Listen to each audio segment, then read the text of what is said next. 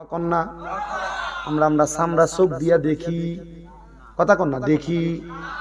আপনাদেরকে ভুল বুঝাইবো, এ বেয়াদব নবী যদি তোমার সামনে তাকে বৈশা রইছো কেমনে বলেনি। আমি বলবো বাবা বৈশা রইছি এই কারণে জানের চাইতে নিকটে আমরা নবীরে আমরা চোখ দিয়া দেখি না, যে আশেকেরা ওই নবীরে দেখে। হাদি আমদাদুল্লাহ মুহাজিরে মক্কি, উনাকে প্রশ্ন করা হয়েছে আপনি নবীরে কেন দাঁড়াইয়া সালাম দেন? উনি কয় আমি যখন আমার নবীরে দাঁড়াইয়া সালাম দে আমার অন্তরের ভিতরে শান্তি লাগে। বলে নবীরে সালাম দেন অন্তরে যে শান্তি লাগে আর কি লাগে? কয় আমি যেদিন নবীর একদিন মোহাব্বত করে সালাম দিছি আমার নবীরে আমি এই সালামের সময় দিদার পাইয়া গেছি। আর মোহাব্বতে কন্যা সুবহানাল্লাহ। বন্ধুরে ও নবীর উম্মতের দলেরা, এবার আপনারা অনেকে প্রশ্ন করবো আমার আব্দুল আলিম ভাই কইতে হুজুর আহলে সুন্নাত ওয়াল জামাতরা কি মানছেন একটু বোঝায়া দিয়েন। শর্টকাট কইরা ছোটভাবে আমি আমার ক্ষুদ্র জ্ঞান দিয়ে আপনাদেরকে বোঝানোর চেষ্টা করি। সুন্নিরা মিলাদ পরে নবীরে দাঁড়ায়া সালাম দেই ইয়া নবী সালাম আলাইকা কয়নি বাবা, কিন্তু আমরারে কেউ বলে আমরা কেন কিয়াম করি বেদাতি এইটা ওইটা। আমি বলবো বাবা আমি কারোর বিরোধিতা করি না। কেউ যদি মিলাদ পরে আমি তারে বলি পড়ো, কেউ যদি কিয়াম করে আমি তারে বলি করো, কেউ যদি কয় আমি করি না আমি বলি বাবা তুমি তোমার মতো থাকো, তবে তোমার সাথে আমার কোনো দ্বন্দ্ব নাই, তোমার সাথে মারামারি নাই, ফারাফারি নাই। আমারে কেউ যদি প্রশ্ন করে শামীম রেজা তুমি কেন নবীরে দাঁড়ায় সালাম দাও, আমি তারে উত্তর দেই আমি সালাম দেওয়ার কারণ আমি নবীরে সালাম দিলে আমার অন্তরে শান্তি পাই। বলে সাহাবাই কেরাম তো দেয় নাই, সাহাবাই কেরাম দিছে কিনা এটা তোমার প্রশ্ন। আল্লাহ কোরআনে কইছে ইন্নাল্লাহা ওয়া মালাইকাতাহু ইউসাল্লুনা আলান নবী। এই আয়াতে কারিমার পরে আল্লাহ তাআলা শেষ অংশে বলতেছে ইয়া আইয়ুহাল্লাযীনা আমানু, ওহে যারা ঈমানদার যারা ঈমান আনেছো, সল্লু তোমরা পড়ো আলাইহি ওই নবীর উপরে, ওয়াসাল্লিমু তাসলিমা এবং সালাম দাও আদবের সাথে। এবার আপনারা কোন দাঁড়ায়া সালাম দেওয়া আদব না বইয়া? আমরা এই জন্য নবীরে দাঁড়ায়া সালাম দেই। সুবহানাল্লাহ কোন আর মুহাব্বতে কোন সুবহানাল্লাহ। ও মুসলমান এটা হলো আহলে সুন্নাত ওয়াল জামাতের আকীদা, আহলে সুন্নাত ওয়াল জামাতের বিশ্বাস। আহলে সুন্নাত ওয়াল জামাত আমরা যারা দাবি করি আমাদের অন্তরের একটা ভালোবাসা মুহাব্বতের বহিঃপ্রকাশ। মুসলমান ও নবীর উম্মতের দলেরা, এবার আপনার কাছে প্রশ্ন থাকতে পারে সুন্নিরা কেন মাজারে যায়, সুন্নিরা কেন এই জায়গায় ওই জায়গায় যায়, সুন্নিরা মাজারে যাওয়া পাইলা কোন হাদিসে কোন কোরআনে? মুসলমান সুন্নিরা মাজারে এমনে যায় না, সুন্নিরা মাজারে যায় আল্লাহর ওলির সুহবত আর বরকত পাইবার লাগিয়া। বলে হুজুর কেন? আমার আল্লাহ কয় ইন্না রাহমাতাল্লাহি করিবুম মিনাল মুহসিনিন, নিশ্চয় আমি আল্লাহর রহমত আল্লাহর প্রিয় বান্দা যারা মুহসিনিন বান্দা যারা ওলি যারা তারার কাছে তারা নিকটবর্তী। এবার আপনারা বলেন আমরা আল্লাহর ওলির দরবারে যাই আল্লাহর রহমত পাওয়ার জন্য, কথা কন্যা ঠিক কিনা? মুসলমান ইমানদারের দলেরা ও আমার শাহনগরের ভাই বাবারা বন্ধুরা, আল্লাহর ওলির দরবারে আমরা যাই, আল্লাহর ওলির মাজারে আমরা যাই আল্লাহর অসংখ্য বরকত পাওয়ার জন্য। এখন আমরারে একটা বাজে কথা বলে আমরা নাকি মাজারের কাছে চাই, মাজারওয়ালার কাছে চাই। সুন্নিরা মাজারওয়ালার কাছে চায় না, সুন্নিরা চায় কার কাছে?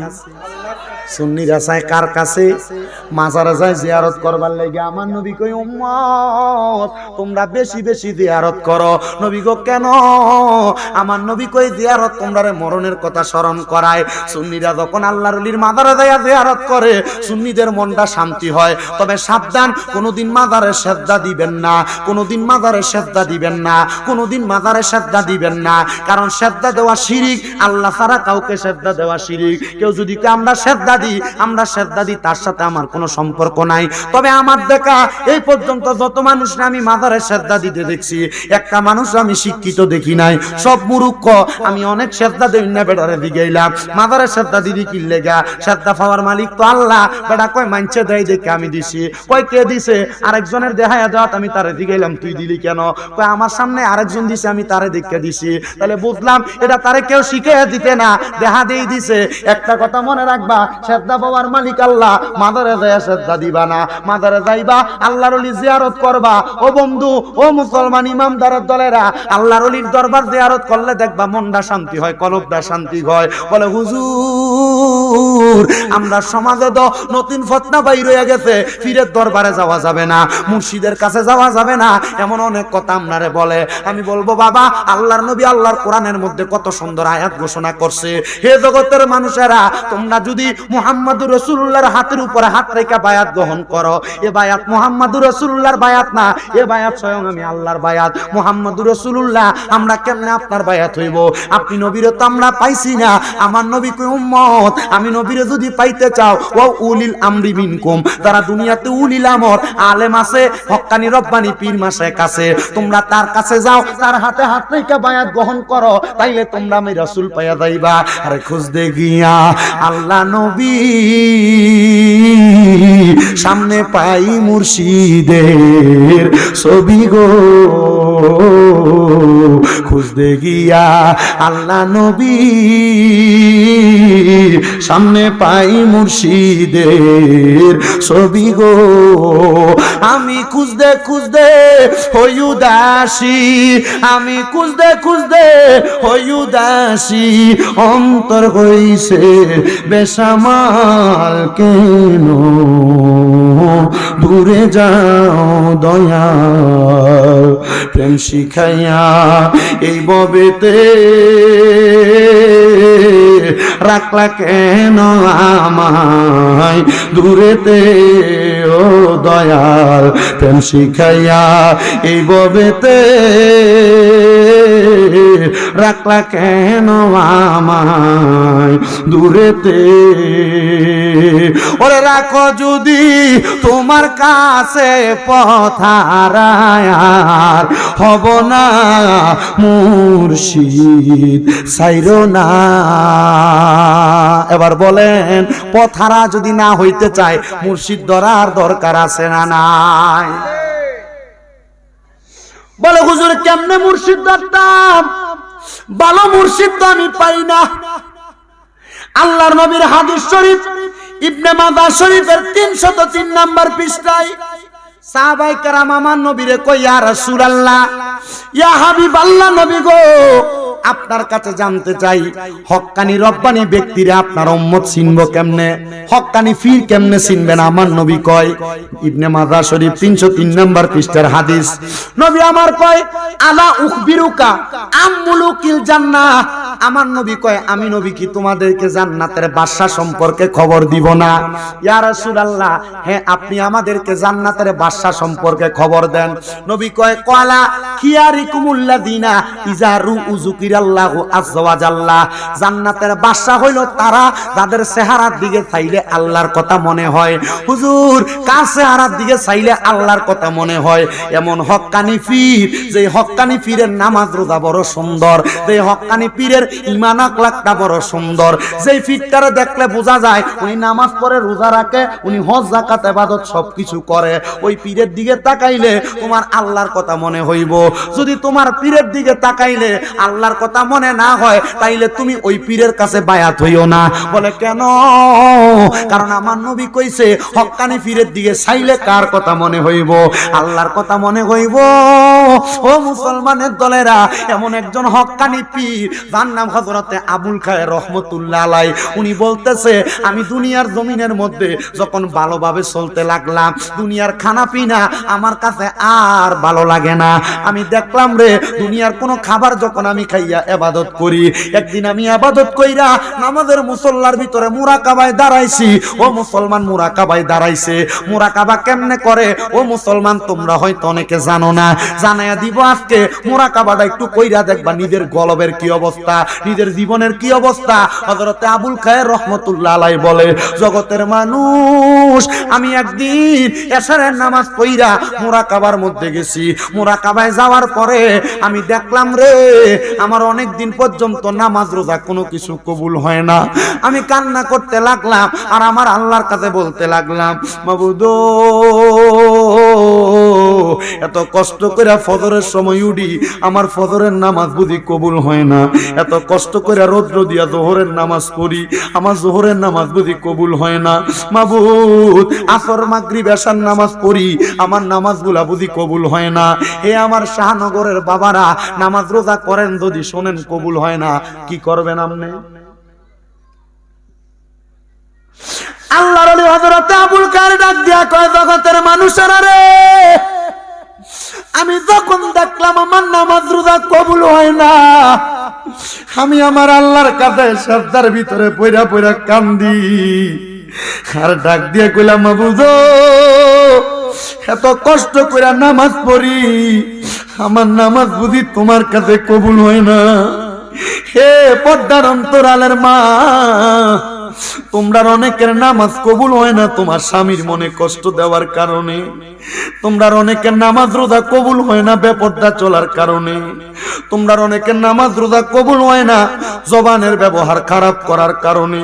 হে আমার যুবক ভাইয়েরা, মুরব্বী বাবাজিরা রে শুইনালো, তোমরা অনেকের নামাজ রোজা কবুল হয় না মা বাবার কলিজা আঘাত দেওয়ার কারণে, তোমরা অনেকের নামাজ রোজা কবুল হয় না মিথ্যা কথা বলার কারণে, তোমরা অনেকের নামাজ রোজা কবুল হয় না হারাম খাওয়ার কারণে।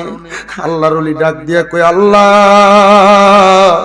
আমি তো হারামও খাই না, আমি তো মিথ্যাও বলি না, ও আল্লাহ এত কষ্ট করে নামাজ পড়ি, আমার নামাজ কেন কবুল হয় না?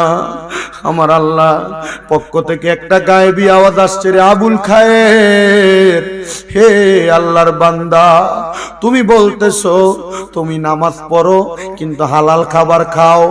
আবুল খায়ের জানো, তুমি যেই খাবার আজকে এতদিন পর্যন্ত খাইতেছো, এই খাবারগুলার মধ্যে অন্যের হক মিশ্রিত হওয়ার কারণে আজকে অনেক দিন পর্যন্ত তোমার ইবাদত আল্লাহর কাছে কবুল হয় না। আবুল খায়ের কয়, ওই দিন থেকে আমি খানা খাওয়া বন্ধ করে দিছি। কত মানুষ আমার জন্য খানা নিয়ে আসে, কিন্তু আমি তার খানাগুলা খাই না। ও মুসলমান, এখানে সেখানে যত রকমের খানা দেখলে খাইয়া ফেলা যাবে না। বলে হুজুর কেন? কারণ এই খানার কারণে তোমার ইবাদত কবুল হবে না। ইবাদত কবুল হওয়ার মূল সত্য হলো হালাল খানা খাওয়া। এইজন সেইজন তোমারে চা খাবায়, তার চা খাও, এইজন সেইজন খানা খাবাও, তার খানা খাও। আমরা হুজুররা সবচাইতে বিপদে, মানুষ দাওয়াত দিয়ে এই ঘর ওই ঘরে খাওয়াই, আরামখোর দাওয়াত দেয়, সুদখোর ঘুষখোর দাওয়াত দেয়, পরের হক মাইরা খাওয়াই না দাওয়াত দেয়। আমরা মাঝে মাঝে চিন্তা করি, আমরার পিছনে যে মানুষ নামাজ পড়ে, মানুষের নামাজটি জানি হয়নি। আরে মানুষের নামাজ পড়ার কথা, তারা নামাজ তো হইয়া যাইব, কিন্তু আমার নামাজটা জানি হয়নি। আমি কত মানুষকে বলি, ওয়াজ মাহফিলে বলি, আমরারে হারাম টাকা দিয়া খানা খাওয়াইও না। মুসলমান ইমানদার আবুল খায়েরকে আমি খানা বন্ধ করে দিলাম, কোন মানুষের খানা খাই না। এবার আমি দেখতাছি আকাশ থেকে রিমঝিম রিমঝিম করে বৃষ্টি পড়তেছে। আমার কাছে আমার বলতে কিছু নাই, আমার কাছে আমার একটা সম্পদ ছিল, আমার নামাজের মুসল্লা। আমি আমার নামাজের মুসল্লাটা বৃষ্টির পানির মধ্যে ধুইলাম, ধোয়ার পরে বৃষ্টির পানিতে ভিজাইয়া বৃষ্টির পানি নামাজের মুসল্লার ভিতরে আটকাইলাম। যখন আমার ক্ষুধা লাগে, বৃষ্টির পানি চাইপা চাইপা আমি আবুল খায়ের খাই, কিন্তু 5 দিন পরে আমার বৃষ্টির পানি আমার নামাজের মুসল্লা থেকে শুকিয়ে গেছে, আর বৃষ্টি হয় না। আমি বড় হতাশাগ্রস্ত, আমি নামাজ পড়ি, আল্লাহর কাছে কান্দি, ও আল্লাহ এখন তো আর পরের হকও খাই না, আমার নামাজ কি তুমি কবুল করো? হঠাৎ করে আমি ঘুমের ঘরে দেখলাম আমার ঘরের মধ্যে নুরানি চেহারাওয়ালা একটা ব্যক্তি হাজির হয়ে গেছে। জিগাইলাম কে আপনি? উনি ডাক দিয়া কয়, আমার নাম হলো বেলায়েতের সম্রাট হযরতে আলী রাদিয়াল্লাহু তাআলা আনহু। কেমনে গো আপনি আমার ঘরে আসলেন? উনি কয়, আমি একা আসি না, আমার পেছনে তাকায় দেখো কে। বলে কে? বলে উনি হইল মুহাম্মাদুর রাসূলুল্লাহ সাল্লাল্লাহু আলাইহি ওয়াসাল্লাম। ওই নবী কেন আমার ঘরে আসছে? বলে ওই নবী কেন আসছে পরে জানবা।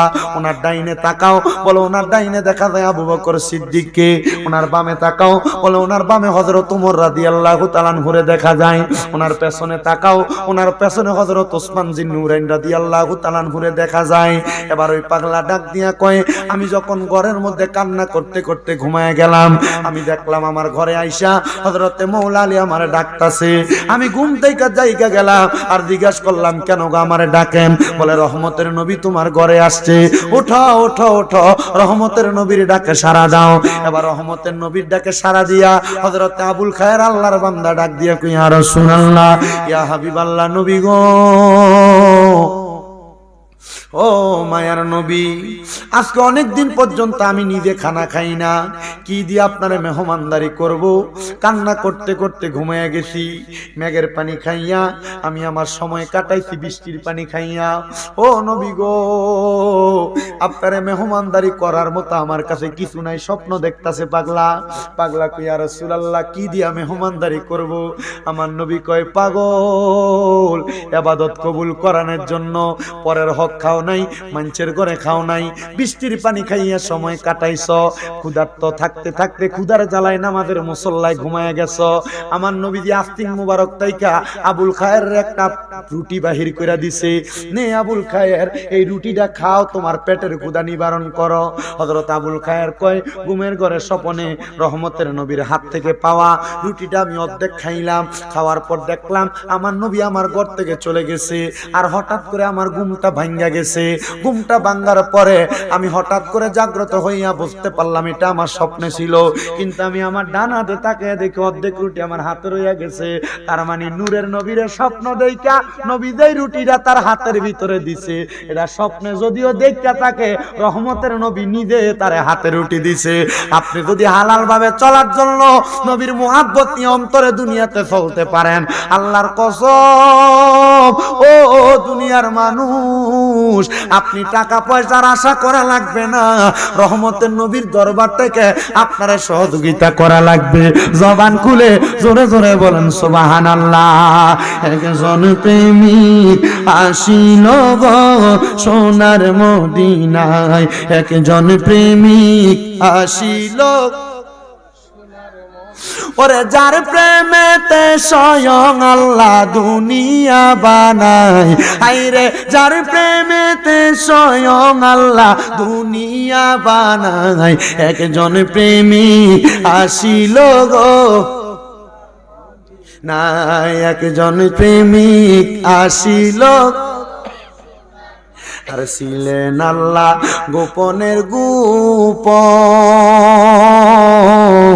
আরশ কুরসি করিলেন সৃজন।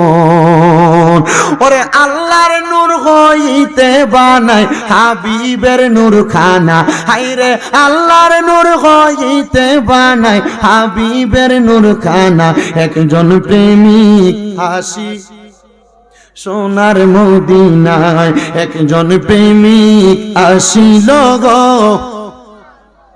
হযরত আবুল খায়ের কয় ও জগতের মানুষ, শোনো রে জগতের মানুষ, আমি বুঝতে পারলাম আল্লাহ তাআলার ইবাদতে আমি এত মনোযোগী হইছি, আমার আল্লাহ তাআলা আমার ইবাদত কবুল করছে, নবী হইল তার প্রমাণ। আমি এবার দুনিয়াতে মানুষের কাছে কত রকমের দাওয়াত দেই, মানুষ যেন দুনিয়াতে হালাল ভাবে চলে। আমি উদাহরণ দিতে লাগলাম। কি উদাহরণ দিলেন? উনি কয় আমার আল্লাহ যখন আদম নবীরে বানাই নাই, আদম নবী এখনো মাটির সাথে মিশ্রিত। কিসের সাথে? আমার আল্লাহ যখন আদম নবীরে বানাই নাই, আদম নবী যখন মাটির সাথে মিশ্রিত। আমি এবার লক্ষ্য করে দেখলাম, এবার উনি বর্ণনা দিতেছে ওনার ভক্তদের কাছে হক ব্যক্তি বালা এবং খারাপ চিনার জন্য। আদম নবীরে আমার আল্লাহ বানানোর আগে আমার আল্লাহ তাআলা কিন্তু দুনিয়ার জমিনে আদম নবীরে পাঠানোর অনেক আগে ফেরেশতা নাজিল করছিল। কি ফেরেশতা নাজিল করছে? ওই ফেরেশতা নাজিল করার পরে আদম আলাইহিস সালাতু ওয়াস সালামের দেহটারে মাটির খামির দিয়া বানায়া রাখছে। আমার আল্লাহ তাআলা এই টাইমে ফেরেশতারে সামনে ডাকলো, ফেরেশতারে সামনে আসো, তাকায়া দেখো আমার সামনে আমি আল্লাহর একটা খলিফা আছে, আমি আল্লাহ তাআলা ওনারে দুনিয়ার জমিনের মধ্যে প্রেরণ করব। আমার আল্লাহ তাআলা জগতের মধ্যে আদম নবীরে প্রেরণ করব।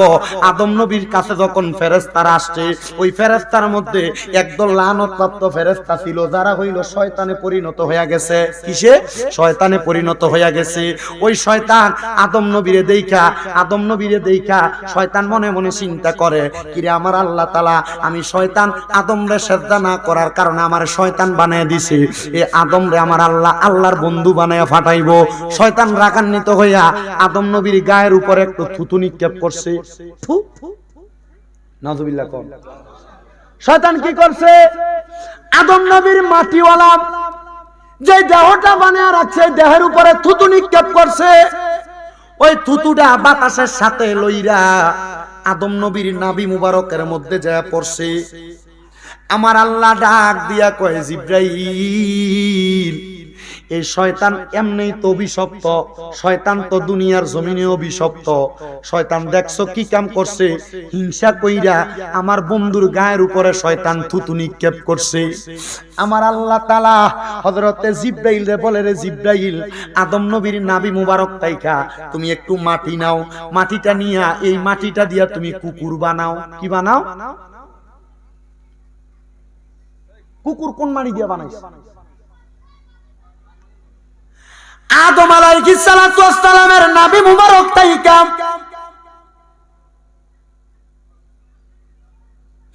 যখন মাটিটা নিয়া কুকুর বানাইছে, এবার আমার আল্লাহ কয়, এই আদম নবীর ভিতরে নূরে মুহাম্মদী দাও। আদম নবী জিন্দা হইছে, শয়তান পালায়া গেছে। আদম নবী আমার আল্লাহ তাআলার কুদরতি কদমের মধ্যে শ্রদ্ধা প্রদান করছে। বন্ধুরে দেখবেন এই কুকুরের মাঝে তিনটা স্বভাব দেখা যায়। কুকুর দেখবেন মানুষকে বড় ভালোবাসে। কেন? কারণ কুকুররে বানাইছে আদম নবীর দেহ থেকে মাটি নিয়া। এই কুকুরের মাঝে আরেকটা স্বভাব আছে, সামনে আরেকটা কুকুর আসলে হিংসা করে, ঘাউ ঘাউ কইয়া লইয়া পড়ে। এটার কারণ হইল ওই শয়তানের থুতুটা আদম নবীর শরীরের মধ্যে পড়ছিল, ওই মাটিটা দিয়া কুকুররে আল্লাহ বানাইছে। কুকুরের তিন নাম্বার স্বভাব, কুকুর রাত্রবেলা জায়গা থাকে। এটার কারণ হইল কুকুরের এই শরীরের ভিতরে জিব্রাইলের হাতের পরশ লাগছে। কারণ ফেরেশতারা ঘুমায় না, কুকুর ঘুমায় না। মানুষের পায়ের আওয়াজ পাইলে কুকুর চক্ষু খুইলা তাকায়া থাকে, যদিও কুকুরটা চক্ষুটারে খুইলা রাখে। মুসলমান, ওই কুকুরের মতো স্বভাব আমরা সমাজের মানুষেরা তাদের মাঝে নিয়ে রাখছে। মানুষে দ্বন্দ্ব, মানুষে মারামারি, মানুষে কাটাকাটি, মানুষে হানাহানি, মানুষের মাঝে হিংসা শত্রুতা। আল্লাহর কসম এই কুকুরের স্বভাব নিও না। যদি কুকুরের স্বভাবের মতো তুমি সমাজের মধ্যে চলাফেরা করো, জাহান্নামের আগুনের মধ্যে তোমার জ্বলা লাগবে, পুরা লাগবে। তাফসীরে রুহুল বয়ানের 600 নাম্বার পৃষ্ঠার 2 নাম্বার জিলের মধ্যে সুন্দর করে বর্ণনাটা দেওয়া। আমি একটা সুন্দর ইসলামের বাস্তব কাহিনী কিতাব থেকে এই ঘটনাটা পড়ার পরে বুঝতে পারলাম, আমার আল্লাহ তাআলা দুনিয়ার জমিনের মধ্যে মানুষ যেমন বানাইছে কুকুররেও তেমন বানাইছে। প্রত্যেকটা জাতিকে বানানোর পেছনে আমার আল্লাহ তাআলা কয়েকটা কার্যকারিতা রাখছে। এর মধ্যে একটা কার্যকারিতা, আল্লাহ তাআলা মানবরে বানায়া আমার আল্লাহ কয়, বান্দা ওমা খলাকতুল জিন্না ওয়াল ইনসা ইল্লা লিয়াবুদুন। এ বান্দা, মানব জাতি আর জিন জাতিকে আমি আল্লাহ তাআলা এমনে বানাই নাই। মানুষ জাতি, জিন জাতি, তোমরা আমার আল্লাহ তাআলার বেশি বেশি ইবাদত করো, কিন্তু আমরা মুসলমান ইবাদত করতে ভালো লাগে না। হে আমার এই আজকের এই বাজিতপুরের, দিলালপুরের, শাহনগরের যুব সমাজের ভাইয়েরা, যুব সংগঠনের ভাইয়েরা, এলাকার দাড়ি পাকা মুরব্বীরা, ইবাদত করতে কেন ভালো লাগে না? তোমার কি একটু মরণের ভয় হয় না? ওই কবরের আযাবের মধ্যে তোমার এমন শাস্তি দেওয়া হইব, আজরাইল যখন তোমার রূহ কবজ করব, একটা জীবিত বকরিকে চামড়াটা টাইনা ছিললে তার যত কষ্ট হয়, আজরাইল যখন একটা মানুষের শরীর থেকে রূহটা টাইনা নিয়ে যাইব, এত কষ্ট তোমার হইব। আল্লাহর দোহাই লাগে, আল্লাহ তাআলার একটু বেশি বেশি করে ইবাদত করো। দেখবা আমার আল্লাহ তাআলা তুমি বান্দাটারে দুনিয়া এবং আখিরাতের মধ্যে কামিয়াব বানাইবো। কিন্তু বান্দা, আল্লাহর ইবাদত করতে তোমার ভালো লাগে না। নামাজের মধ্যে দাঁড়াইলে তোমার নামাজের মধ্যে অস্বস্তি লাগে, নামাজের মধ্যে দাঁড়াইলে নামাজের মধ্যে তোমার মনোযোগ আসে না। পর্দার অন্তরালের অনেক মা বোনেরা, অনেক যুবকেরা মাঝে মাঝে ফোন করে, হুজুর গো, নামাজের মধ্যে যখন দাঁড়াই, আমি নামাজের মধ্যে দাঁড়াইলে আমার হঠাৎ করে দুনিয়ার কর্মকাণ্ডের কথা আমার মাথায় চলে আসে। এ যুবক, মরার কথা কি তোমার স্মরণ হয় না? একটা কথা মনে রাখো, রোম দেশের একজন যুবক দুনিয়ার জমিনে চলাফেরা করা অবস্থায় সে ব্যক্তির একটা কাজ ছিল, রোম এলাকার মধ্যে গুইরা নেশা করতো। নেশা করতে করতে ওই যুবকটা একদিন মাতাল অবস্থায় রোমের একটা মসজিদের দরজার মধ্যে লম্বা হইয়া শুয়ে রইছে। যুবকের কাম কি ছিল? কথা কন না, নেশা খাওয়া। আমরা এলাকাত নাই বাবা, ইয়াবা, ফেন্সিডেল, গাঞ্জা খা। আমার কাছে মাঝে মাঝে বিচার দেয়, বাবা খা বেশি, বাবা খো। আমার কাছে একদিন মাঝে মাঝে মানছে বিচার দেয়, হুজুর ফুতে বলে বাবা খা। আমারও তো কোনোদিন খাইলো না, আমি কে চাচা হে বাবা না কি কথা কয় না। মুসলমান ইমানদার,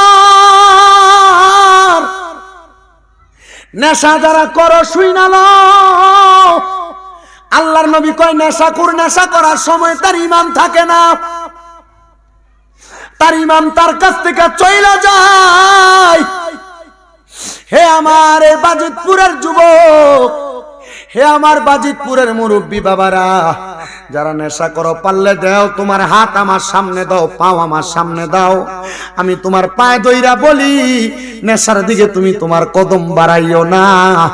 এই নেশাখোরদের জন্য শাস্তি হইল আমার আল্লাহ তাআলা তাদেরকে লাঞ্ছনাদায়ক আযাবুন শাদীদ যন্ত্রণাদায়ক শাস্তি দিবে। ওই যুবকটা রোমের বড় মসজিদের সামনে দাঁড়াইয়া যখন সেই ব্যক্তি নেশা কইরা মসজিদের সামনে লম্বা লম্বি হইয়া দাঁড়ায় আছে, রোমের বড় মসজিদের ইমাম কই ফজরের নামাজ আমি পড়তে আসলাম, আসার পর দেখলাম এই ছেলেটা নেশা কইরা মসজিদের দরজার মধ্যে শুইয়া রইল। তারা জিগাইলাম, এর যুবক নেশা কেন করলা? তুমি কি জানো না আল্লাহর কোরআন রাসূলের হাদিস নেশা করাকে হারাম বলছে? এই আমার শাহনগরের যুবকেরা যারা ইয়াবা সেবন করে, যারা মদ সেবন করে, যারা গাঁজা সেবন করে, এই তাদেরকে আমি বলে দিয়ে যাই, এই নেশার কারণে আল্লাহ তাআলার কঠিন শাস্তি তুমি সহ্য করতে পারবা না। ওই রোম দেশের মসজিদের ইমাম ডাক দিয়া কয়, আমি ওই যুবকটারে উঠাইলাম, উঠে তারা আমার ঘরের মধ্যে নিয়ে শোয়াইলাম। এলাকার সব মানুষ আমার বিরোধিতা করে, কিরে তাকে দেখো একজন নেশাখোর আমরার মসজিদের ইমাম তার ঘরের মধ্যে নিয়ে রাখতেছে। কারণ কি ইমাম সাহেব আপনার কাছে আমরা জানতে চাই আপনি কেন একটা নেশাখোররে জায়গা দিলেন? উনি বলে আমি চেষ্টা করব তাদেরকে ইহদিনাস সিরাতাল মুস্তাকিম হেদায়েতের পথে আনার জন্য। এবার উনি ডাক দিয়ে কয়, এ যুবক ভাই তুমি কেন নেশা করো, নেশা করার কারণ বলো। যখন তার হুঁশ ফিরল সে ডাক দিয়ে কয়, হুজুর আমার জন্মের আগে আমার আব্বা জান মারা গেছে, জন্মের পরে আমার আম্মা জান মারা গেছে, আমার চাচা এবং আমার জেঠা, আমার ফুফু, আমার আত্মীয় স্বজন অনেকে আছে, কিন্তু তারা আমারে ঠিক তেমন ভাবে মানুষ করে নাই যেমন ভাবে মানুষ হইলে আমি নেশা করব না। তারা আমার দায়িত্ব ছেড়ে দিয়েছে হুজুর, তারা আমাকে অবহেলা করতে লাগলো। আমি অবহেলা পাইতে পাইতে আমার ঘর ত্যাগ করলাম, আমার বাড়ি ত্যাগ করলাম। এবার রাস্তা নিয়ে যখন হাঁটি, আমার বন্ধু বান্ধবের সঙ্গে চলাফেরা করি, তারা আমারে মদের বাটিখানায় নিয়ে আমারে মদ পান করায়। দেখবেন এই এলাকার মধ্যে যারা যারা সিগারেট খায় তারা একবার জিগাইলাম তুমি কেন সিগারেট খাও? দেখবেন আপনার উত্তর একদিন আমার এক বন্ধু কইছিল, একটা টান দেশ না কি হইব, এই একটা টান দেশ না কি হইব কইয়া যে দরাইছে আবার প্রত্যেক দিন ওই খায়। আমরা মনে ওয়াজ বুঝতেছেন না, এলাকায় যারা যারা সিগারেট খায় জিজ্ঞেন তুই সিগারেট খানা কার কাছে শিখছ? এক কবি আমার এক বন্ধু একবার কইছিল একটা টান দে কি হইব, এই একটা টান কি হইব তাকে প্রত্যেক দিন। কথা কয় না কা? হ্যাঁ ঠিক মিলছে কথাটা না?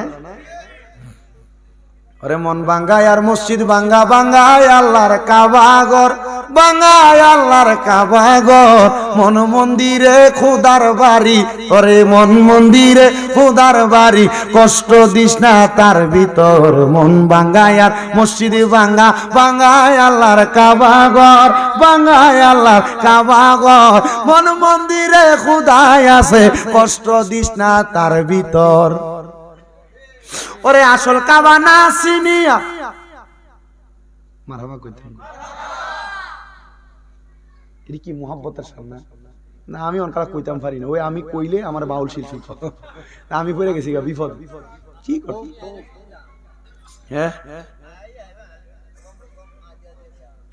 ওরে আসলে কাবা না চিনিলে সাজদা দিবা কাহার মাঝে, আসলে কাবা না চিনিলে সাজদা দিবা কাহার মাঝে। মারহাবা কোন না বাবা, এটা তো ভালো জিনিস, কিন্তু এটার ভিতরে তো মুহাব্বত আছে। মানুষ এটা মুহাব্বত না বুঝলে তো কিছু করার নাই। আল্লাহ বুঝার তৌফিক দান করুক।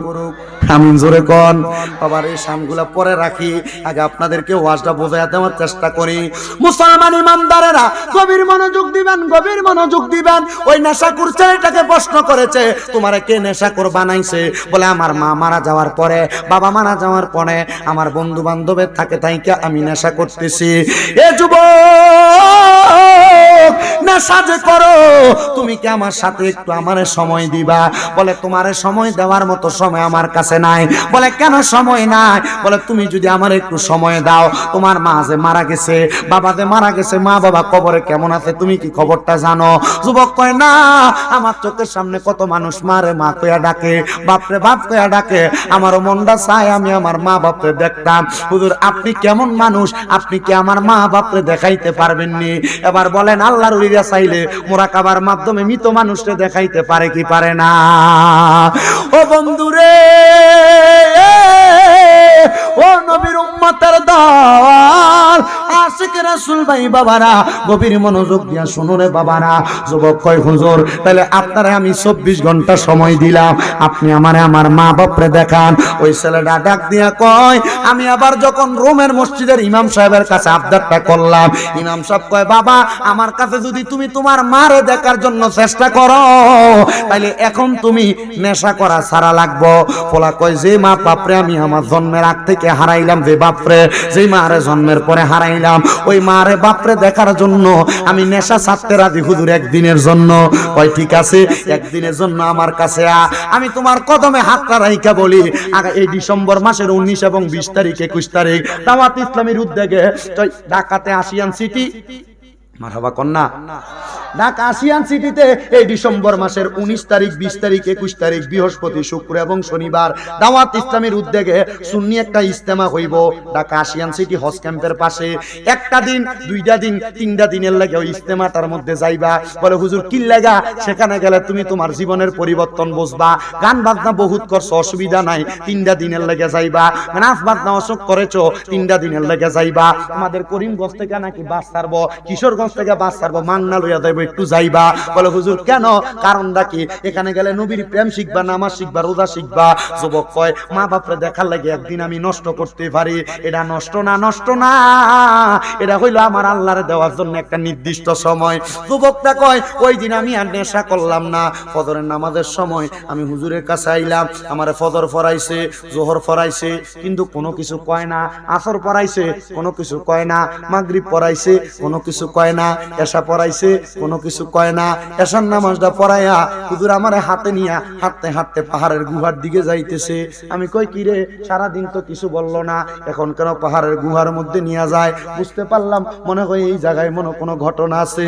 আল্লাহর ওলি ডাক দিয়া কই আমি বড় চিন্তায় পড়ে গেলাম, আবেগের বশত তো বললাম তার আমি তার মা বাপরে দেখাইমু। এবার আমি চিন্তা করতে লাগলাম কেমনে আমি তার মা বাপরে দেখামু, মা বাপ তো মইরা গেছে গা। ও মুসলমান, মাঝে মাঝে মা বাপরে স্বপ্ন দেখো, কিল্লেগে স্বপ্ন দেখো, একবার তো চিন্তা করো না। যদি দেখো মা স্বপ্নে দেখা দিছে, বাপ স্বপ্নে দেখা দিছে, দাদা স্বপ্নে দেখা দিছে, দাদি স্বপ্নে দেখা দিছে, বুঝবা তারা কবরের মধ্যে বড় বিপদে আছে, এর লাগে তোমরারে দেখা দেয়, তুমি তার লাগে দোয়া করবা বিদায়। এজন্য দেখবেন আমরা সমাজের মানুষ স্বপ্ন দেখলে মারে বাপরে দাদারে দাদিরে এরা মিলাদ পড়ায়, দোয়া করায়, এটার উদ্দেশ্য হইল তার জন্য দোয়া করব, এজন্য স্বপ্ন দেখায়। মুসলমান কষ্ট হয়নি আপনারা? আর আল্লাহর ওলি কয় আমি তারে নিয়ে যাইতে লাগলাম ওই পাহাড়ের গুহার মধ্যে। গুহার মধ্যে যাইয়া আমি নামাজের নিয়ত করলাম 2 রাকাত। কয় রাকাত? 2 রাকাত নামাজের নিয়ত করলাম। 2 রাকাত নামাজের নিয়ত কইরা আল্লাহু আকবার কইয়া দাঁড়াইলাম। আল্লাহু আকবার কইয়া দাঁড়ানোর সাথে সাথে আমি নামাজের মধ্যে কেরাত পড়তে লাগলাম, সূরা ফাতিহা পড়লাম। সূরা ফাতিহার সাথে বড় একটা সূরা পড়লাম। ওই যুবক আমার সাথে নামাজ পড়ে, আমি সূরা ফাতিহা পড়া প্রথম রাকাত শেষ করলাম, দ্বিতীয় রাকাত পড়লাম, সূরা ফাতিহা পড়লাম, ফাতিহার পরে 3 বার সূরা ইখলাস পড়লাম, আমি আবার দ্বিতীয় রাকাত পড়লাম, শেষ করলাম। সালামটা ফিরাইয়া আমি সিজদা দিলাম। আমি সিজদা থেকে মাথা উঠাই না। ওই যুবকটা বলতেছে আমি দেখলাম উনি আর সিজদা থেকে মাথা উঠায় না। কিরে কেন মাথা উঠায় না? না উঠানোর কারণটা কি? বলে মাথা না উঠানোর কারণ হইল উনি এখন আর মাথা উঠায় না। আল্লাহর ওলি গো কেন আপনি মাথা উঠান না? আল্লাহর ওলিকে আমি চিন্তা করতে লাগলাম, তার লগে যে ওয়াদা করলাম তার মা বাপরে দেখাইমু, এখন তো আমি আর তার মা বাপরে দেখাইতে পারতেছি না। হঠাৎ করে সিজদার মধ্যে যাওয়ার পর আমার মাথায় একটা বুদ্ধি আইয়া পড়ছে। আল্লাহর ওলি বলে বুদ্ধিটা হইল আল্লাহর কোরআনের একটা আয়াত। কি বুদ্ধিটা হইল আল্লাহর কোরআনের একটা আয়াত। ওই আয়াতটা হইল وَمِنَ اللَّيْلِ فَتَهَجَّدْ بِهِ نَافِلَةً لَكَ عَسَى أَن يَبْعَثَكَ رَبُّكَ مَقَامًا مَحْمُودًا। জবান করে ধরে পড়েন আল্লাহু আকবার। এই আয়াতটা মনে হইছে, আমি আয়াতটা মনে কইরা আমি এবার ওই যুবকরা বললাম, যুবক তাহাজ্জুদের নামাজ পড়ো। যুবক কই হুজুর আল্লাহর দোহাই কোনদিন তো নামাজ ওই পড়ছি না, তাহাজ্জুদ পড়াম কেমনে? আল্লাহর ওলি একটা ডাক দিয়া কয়, যুবক আমি প্রথম যেমনে 2 রাকাত নামাজ পড়ছি তাহাজ্জুদ পড়ে এমনে। উনি কয় আমি তাহাজ্জুদ নামাজটা তারে পড়াইছি, মা বোনেরা মনে যুদ্ধ যারার পেটে সন্তান আসে না, সংসারে বরকত হয় না, কামাই রুজির মধ্যে বরকত হয় না, তাহাজ্জুদের নামাজ পড়বা দেখবা পেটে সন্তান আইবো, তোমার স্বামীর কামাই রুজির বরকত হইব, রোগ বালা মুসিবত দূর হইব।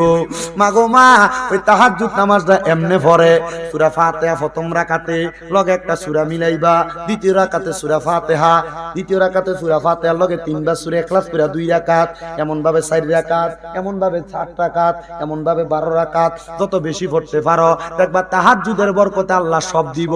বলে হুজুর কেমনে?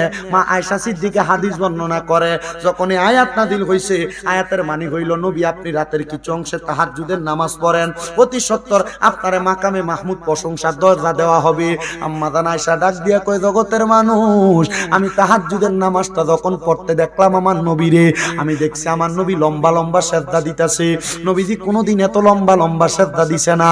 আমার নবী যখন নামাজ শেষ করছে, আমি আমার দয়াল নবী রহমাতুল্লিল আলামিন নবীরে দিগাইলাম, ইয়া রাসূলুল্লাহ, ইয়া হাবিবাল্লাহ নবী গো, এত লম্বা সিজদা তো কোনোদিন আপনারে আমি দিতে দেখলাম না, আজকে লম্বা সিজদা দিছেন। আমার নবী মা আয়েশার দিকে যখন তাকাইছে, মা আয়েশা একটা ডাক দিয়া কয়, জগতের মানুষ, আমি তাকায়া দেখলাম আমার নবীজির চোখ মুবারক গুলা ফুইলা গেছে। কারণটা হইল আমার নবীজি কান্না করতে সিজদার ভিতরে যাইয়া। মা আয়েশা ডাক দিয়া কয়, নবী গো, ও দয়াল নবী গো, আমার আল্লাহ না আপনার জান্নাতের মালিক বানাইতে, নবী গো আপনি কেন নামাজের সিজদার ভিতরে যাইয়া কান্দেন? আমার নবী কয়, আয়েশা, ও আয়েশা, আমার আল্লাহ কইছে আমি নবী যদি তাহাজ্জুদের নামাজ পড়ি আমারে মাকামে মাহমুদ দিব। আমি আল্লাহর কাছে কান্তাছি, আল্লাহ আমার উম্মত তো আমি নবীরে ভালোবাসে, আমার উম্মত যদি তাহাজ্জুদের নামাজ পড়ি আপনি আমার উম্মতরে কি দিবেন? আম্মা জান আয়েশা কয়, নবী গো, আমার আল্লাহ আপনারে কি বলছে? নবী কয়, আয়েশা, আমার আল্লাহ খবর দিছে আমার উম্মত যদি তাহাজ্জুদের নামাজ পড়ে আমার আল্লাহর কাছে যা চাইবো আমার আল্লাহ তা দিব। আমার দাড়ি পাকা মুরব্বি বাবা, জীবনে গুনাহ তো অনেক করছো, তোমার রাত্র 2টা-3টার দিকে ঘুমটা ভাঙ্গা যায় আর তোমার চোখ লাগে না, সময়টা ব্যয় কইরো না, ওযুটা কইরা ঘরের ভিতরে তাহাজ্জুদ নামাজ পড়ো। হে মা বোনেরা, তোমার ঘরের ভিতরে বরকত নাই, আল্লাহর দোহাই লাগে তাহাজ্জুদ নামাজ পড়ো। তোমার গর্ভে সন্তান হয় না, কত ডাক্তার কবিরাজ দেখাইছ, আল্লাহর দোহাই তাহাজ্জুদ নামাজ পড়ো। হে যুবক ভাইয়েরা, বিদেশ যাওয়ার কত চেষ্টা করো, যাইতে পারো না, মেডিকেলে আসে না, তাহাজ্জুদ নামাজ পড়ো। হে ব্যবসায়ীরা, ব্যবসার মধ্যে লস খাইতাছো, তাহাজ্জুদের নামাজ পড়ো। এ চাকরিওয়ালারা, চাকরি করে টাকাতে বরকত পায় না, তাহাজ্জুদের নামাজ পড়ো। দেখবারে আমার আল্লাহর গোপন ভান্ডারের কত ধন সম্পদ আমার আল্লাহ তাআলা অবাক ভাবে তোমারে দিয়া দিছে, কিন্তু এখানে তো অনেক মানুষ আছে 5 ওয়াক্ত নামাজ ওই পড়ে না, তাহাজ্জুদের নামাজ কেমনে পড়বো? দেরে আব্বা তোর পাও আমার সামনে দে, আমি আমার জিব্বা লাগে তোর পাও আমি পরিষ্কার করে দিমু। দেরে মা তোর পাও আমার সামনে দে, আমি আমার জিব্বা লাগে তোর পাও পরিষ্কার করে দিমু। তবুও 5 ওয়াক্ত নামাজ ছাড়িস না। আল্লাহর কাছ থেকে যদি অসংখ্য বরকত কামনা করো, তাহাজ্জুদের নামাজ পড়ো, দেখবা আমার আল্লাহ তাআলা অসংখ্য রহমত আর অসংখ্য বরকত দিব। ওই ছেলে ডাক দিয়া কয়, আমি তাহাজ্জুদের নামাজ পড়া সেজদার ভিতরে যায়া যায়া কান্তাছি। আমি সেজদার ভিতরে যায়া দেখি, আমি সেজদা অবস্থায় আমার ঘরটার ভিতরে কোন জায়গা থেকে জানি একটা নূরের আলো ঝলঝলাইতাছে। আমি মাথাটা উঠাইয়া দেখি, আমার সামনে একটা পুরুষ আর একটা মহিলা দাঁড়াইয়া রইছে। আমি জিজ্ঞাসা করলাম, কেডা গো আপনারা? আমার ডাক দিয়া কই, পুত্রে আমি বাপরে চিনোস না? আমার মারে জিগাইলাম, কেডা গো আপনি? আমার মা কই, পুত্রে আমারে বুঝি তুই চিনোস না? আমি তোর মা, জন্ম দেওয়ার 4-5 মাস পরে আমি ইন্তেকাল করছি, মইরা গেছি। আমি মারে দেখবার লাগা তুই এত পাগল যে নেশা না করলে তোর ঘুম আসতো না। আজকে আমি মারে দেখবার লাগা তুই নেশা ছাইরা দিয়া পাহাড়ের গুহার ভিতরে আইয়া তাহাজ্জুদ নামাজ পড়া পড়া কান্দস। বাপ ডাক দিয়া কই, পুত্রে আমি আব্বারে চিনো না? আমি আব্বারে দেখবার লাগা তাহাজ্জুদের মুসল্লার ভিতরে কান্দস। এ ফুত, আমি কইলাম তোর মা বাবা কি গো মা, কি গো আব্বা, আপনারা কি কবরে ভালো আছেননি? আমি জানি দুনিয়াতে সন্তান অন্যায় করলে আল্লাহ তাআলা মা বাপের কবরের ভিতরে আযাব দেয়। মা আমি তো নেশা করছি, আমি তো মদ খাইছি, আমার কবরের ভিতরে, আপনার কবরের ভিতরে আল্লাহ আযাব দিছেনি। মা বাপ ডাক দিয়া কই, পুত্রে আমার আল্লাহ তাআলা আজকে ফজর পর্যন্ত আমরার কবরের ভিতরে আযাব দিছিল। তুই ফুট যখন আমরা মা বাপরে দেখবার লাগা নিয়ত করছো, আমার আল্লাহ তাআলা আমরার কবরের আযাবটা মাফ কইরা দিছে। আমার আল্লাহ শুধু কবরের আযাব মাফ করছে না, আমরা মা বাপরে জান্নাতের ভিতরে ঢুকিয়ে দিছে। পুত্রে স্বপ্নের ভিতরে বইলা দিয়া যায়, আর কোনদিন নেশা তোর মুখে নিস না। তুই যখন নেশা করস রে, আমরা মা বাপরে আল্লাহ তাআলা জাহান্নামের আগুনে জ্বালায়। এ সন্তানের দল, তোমার মা বাবা তোমার লাখ লাখ টাকার বাড়ি গাড়ি দিয়া গেছে, এই বাড়িতে তুমি যে গান বাজনা করো, দুনিয়ার মাটি কাঁপাও, আল্লাহ তাআলা ওই কবরে তোমার মা বাবার কবরে আযাব দেয়। ওই ছেলেকে আমার মা, আমার আব্বা কবরে, আমি পুতের জন্য জ্বলে, আমি সন্তান সহ্য করতে পারি নাই। হে সন্তানের দল, হে কিশোরগঞ্জের, বাজিতপুরের, দিলালপুরের, শাহনগরের বাবারা, আজকের মাহফিলে বুঝি তোমরা মারে মাডি দিয়ে আইছো, তোমরার বাপরে কবরে শোয়া দিয়ে আইছো। মা বাপ কবরে কেমন আছে জানো না? সন্তান রে, তাহাজ্জুদ নামাজ পইরা পইরা আল্লাহর কাছে কান্দা দেখো, মা বাপরে কবরে কেমন আছে দেখবা। এ সন্তান, বাবা বিদেশে গেলে ইমু কলের মাধ্যমে ভিডিওতে আব্বারে দেখা যায়, কিন্তু বাপরে যে কবরে শোয়া দিয়া আসছো, ওই বাবার খবর তো একবার তুমি লইলা না। ওরে ভালোবাসি তোমায়।